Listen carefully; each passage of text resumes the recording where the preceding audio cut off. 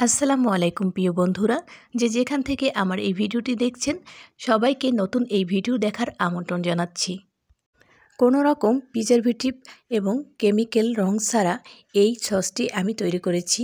খুবই স্বাস্থ্যসম্মত উপায়ে ঘরে বসে আপনারাও তৈরি করতে পারেন এরকম মজার সস এবং সংরক্ষণ করে রাখতে পারেন পুরো 1 বছর পর্যন্ত।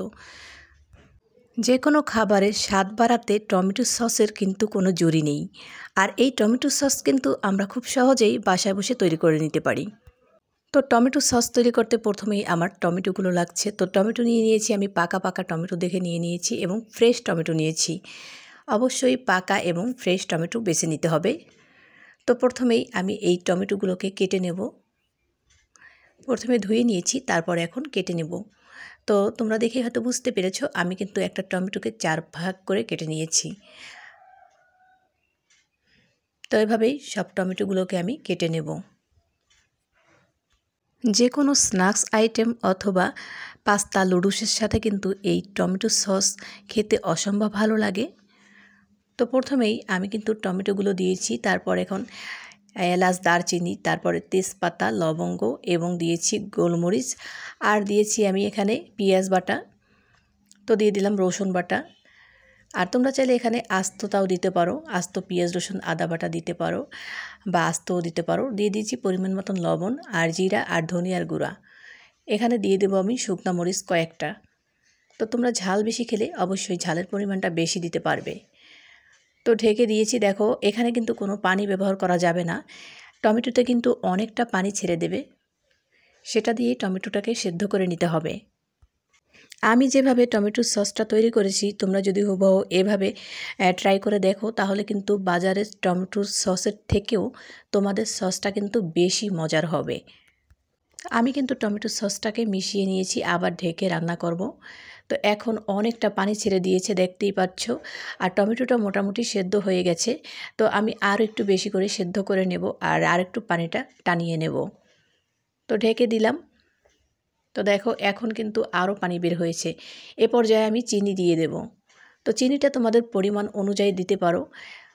তো আমি এখানে আমার পরিমাণ অনুযায়ী দিয়েছি। আর এখানে দিয়েছি আমি তেঁতুলটা গুলিয়ে নিয়েছিলাম, সেটা দিয়ে দিয়েছি এখানে।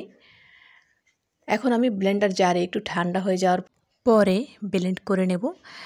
তো এখানে আমি এখন একটা ছাঁকনির সাহায্যে চেলে নেব। তোমরা চাইলে যে কোনো চালনির সাহায্যেও এটাকে চেলে নিতে পারো। আর এটা কিন্তু একটু সময় নিয়ে করতে হবে, যেহেতু ছাঁকনির ফাঁকাটা অনেক ছোট, তো অল্প অল্প করে পড়ছে। আর তোমরা চালনি দিয়ে চেলে নিতে পারো, সেহেতু তাড়াতাড়ি হয়ে যাবে। দেখো কতটা আস্ত জিনিস রয়ে গেছে এখানে। তো এটাকে ফেলে দিতে হবে। তো এভাবে এটাকে ফেলে দেব এখন। তো এভাবে আমি সবগুলো সস চেলে নিয়েছি। তো এখন আমি এখানে ভিনেগার নেব। তো ভিনেগার আমি 3 চামচ পরিমাণে নিয়ে নেব এখানে।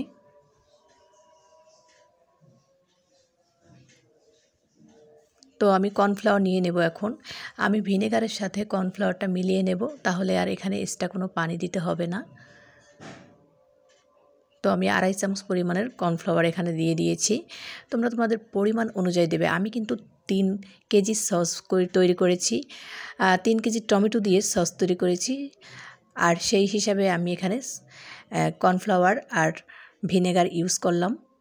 তোমরা তোমাদের পরিমাণ অনুযায়ী দিতে পারো। তো এখন আমি আবার পাত্রে ঢেলে দিয়েছি টমেটোর সসটা। তারপরে এটাকে একটু জাল করে নেব। তারপরে যে কর্নফ্লাওয়ার মেখে রেখেছিলাম সেটা এখানে দিয়ে দেব। তো এই কর্নফ্লাওয়ার দেওয়ার পরে বেশিক্ষণ জাল করার প্রয়োজন নাই, এটা কিন্তু এমনিতেই ঘন হয়ে যাবে। আর টমেটো সসটা কিন্তু অনেকটাই ঘন। তো এখন আর বেশি সময় লাগবে না, একটুখানি জাল করে নিলেই হবে। তো আমি কিছুক্ষণ পরে দেখিয়ে দেব যে কিভাবে এটা নামানো যাবে, কতটুকু ঘনত্ব রেখে নামানো যাবে। তো দেখেই হয়তো বুঝতে পারছো, দেখো একদম পড়বে না।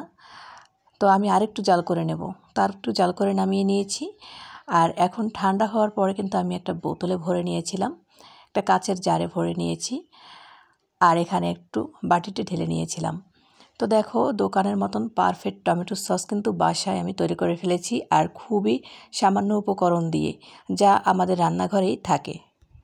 কোনো রকম প্রিজারভেটিভ এবং কেমিক্যাল কালার ছাড়াই কিন্তু আমি এই সসটি তৈরি করেছি। তো আমার সসটা কিন্তু সম্পূর্ণ রেডি খাওয়ার জন্য এখন। তো প্রিয় দর্শক, ভিডিওটি কে কোথা থেকে দেখছেন অবশ্যই কমেন্ট করে জানাবেন, যাতে করে পরবর্তী ভিডিওতে আপনাদেরকে ধন্যবাদ জানাতে পারি। ভিডিওটি ভালো লাগলে লাইক, শেয়ার, ফলো দিতে ভুলো না এবং কমেন্ট করো সুন্দর সুন্দর, যাতে করে পরবর্তী ভিডিও দিতে উৎসাহ পাই। আল্লাহ হাফেজ, আসসালামু আলাইকুম।